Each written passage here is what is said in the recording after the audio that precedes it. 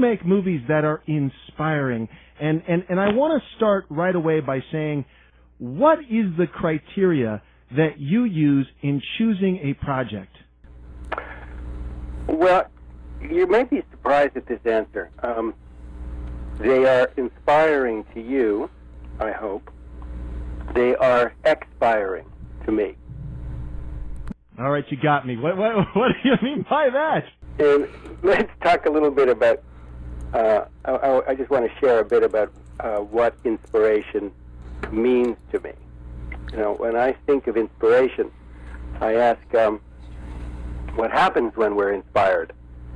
And in my own personal experience, I have found that inspiration sparks something that is graceful and exceptional in me, and I believe that that's the nature of inspiration, that it sparks what is graceful and exceptional in all of us, and it stirs us each to open beyond our ideas of ourselves. The whole idea of inspiring, it conjures up a sense of what we do with our breath. When we breathe in, we become more of who we are.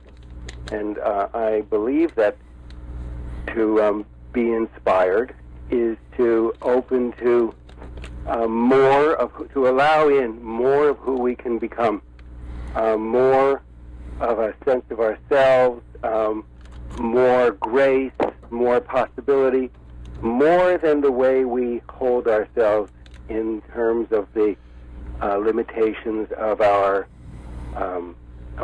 thinking and the way we've been conditioned. And so when you ask, how do I feel about these movies? They inspire me to perceive and conceive and stretch. I love it. And I love the idea that inspiration linked to sort of expansiveness, opening, as you put, to allow a greater sense of our own humanity, a sense of grace, the idea that you're exploring possibilities in the kind of works that you present. And clearly, What Dreams May Come looked at death in a particular way where clearly it's expansive, or at least it questions maybe the notions many people have around death.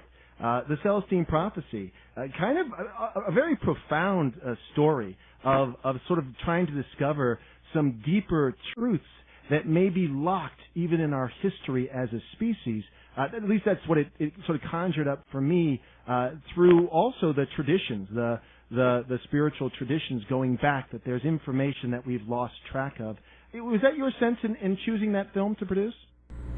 Absolutely. These are ideas that help me grow and explore and reassess how I feel about life and my basic assumptions about life. It challenges me in many ways, and it causes, I feel like I'm a work in progress in terms of how I experience the world and what I think of the world, and I hope that it had that impact on other people as well. But you're on a show that is for lifelong learners, and we try to be inspiring by the ideas that we bring up here. One of the things that you talk about, which really kind of grabbed me, because, frankly, I struggle with certain genres. Mm-hmm. Action movies I struggle with.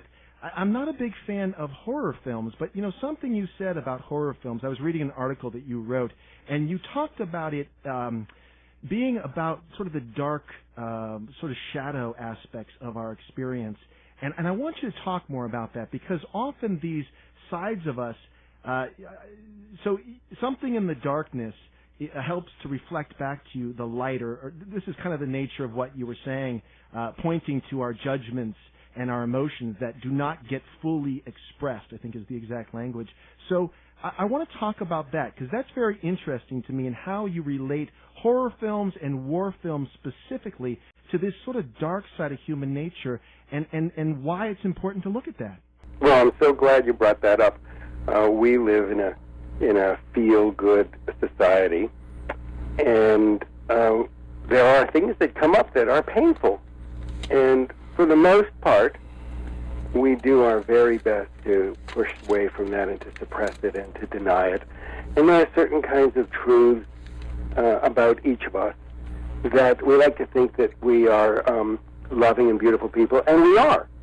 And we also have this other side that can be not so pretty from time to time. And we all know what I'm talking about, those moments, those pockets of rage and hostility and maybe opportunism and things that are not so pleasant. The parts where you say, I would really hate to think that I could ever be like that. Right. And whenever we have those thoughts, know that there is a piece of us that is like that, because we're everything.